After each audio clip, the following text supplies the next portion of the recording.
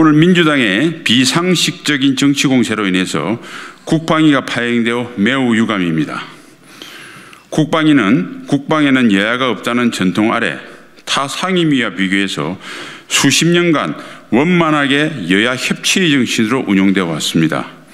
이러한 전통의 상징 중 하나가 국방위가 정식 개의되는 동안에는 양당이 합의하지 않은 그 어떤 핏get도 부착하지 않는 것이 전통이었습니다. 국방위가 이런 전통을 유지하게 된 이유는 첫째, 생명을 무릅쓰고 국가와 국민을 지키는 국군 장병에 대한 예의 때문입니다. 둘째, 국가 이익 중에서 그 어떤 것보다 가장 중요하고 결정적인 것이 국방이기 때문입니다. 민주당이 이러한 전통에 대해서 잘 알면서도 오늘 국방위가 개의되는 동안 핏get 시위를 하겠다고 억지를 부렸습니다. 오늘 국방위를 빠지고 본인 재판에 출석한 이재명 대표에 대한 충성의 방탄쇼를 하는 것이라고밖에 볼 수 없습니다. 어제 북한이 화성 17형으로 추정되는 ICBM을 발사했습니다. 우리 국민의 생명과 안전을 위해서 국방위의 역할이 그 어느 때보다 중요한 시점입니다. 민주당은 이재명 대표 방탄을 위한 죽창과 선동이 국민의 안전보다 더 중요한가 묻지 않을 수 없습니다. 이번 윤석열 대통령과 기시다 후미오 일본 총리의 한일 정상회담의 핵심은 김대중 오부치 선언의 개성입니다.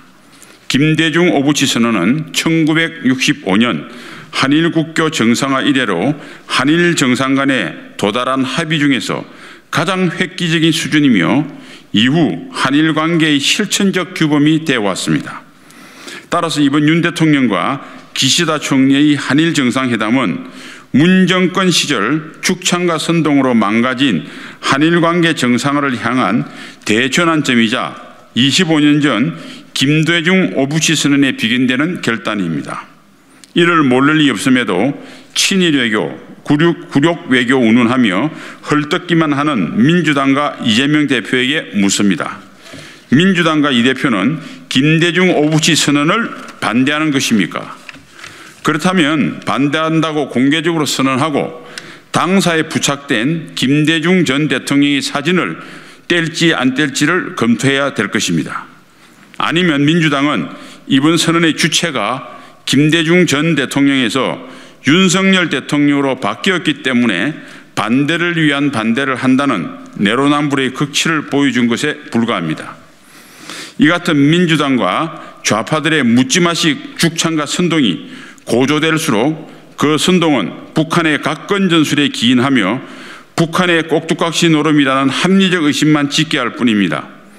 각건 전술은 1972년 김일성이 김일성 종합대학 졸업식에서 강조한 대남 통일전선 전술로 한미동맹 와해와 한일 우호관계 약화가 바로 그 핵심입니다. 따라서 어제 북한의 ICBM 도발은 한일관계 개선에 대한 경계와 두려움에 기인한 각건전술 차원의 도발이고 민주당의 죽창과 선동은 이에 대한 호응이나 공조라고 의심할 수밖에 없습니다. 그리고 민주당계 국가이익이란 무엇인지 묻지 않을 수 없습니다. 한스 모겐소는 국가이익 중 제1의 사활적 이익은 국가 생존이라고 했습니다. 동수고금을 막론하고 국가이익 중에서 가장 결정적인 이익인 국가 생존 앞에서 다른 무슨 논리가 우선할 수 있겠습니까? 25년 전 새로운 한일 관계의 미래 비전을 제시한 김대중 오부치 선언, 그리고 그 선언을 개성한 이번 한일 정상회담은 오직 국가와 국민을 위해 내린 포용과 협력, 그리고 새로운 미래를 위한 결단입니다. 정치가 감정적 여론에 휩쓸리면 합리적 국익을 추구할 수 없습니다. 민주당과 이재명 대표는 이 점을 명심하고 선동이 아닌 정부의 건전한 국정운영 파트너로서 제1야당 역할에 충실해 주기를 바랍니다. 2023년 3월 17일 국민의힘 국회 국방위원 일동 감사합니다.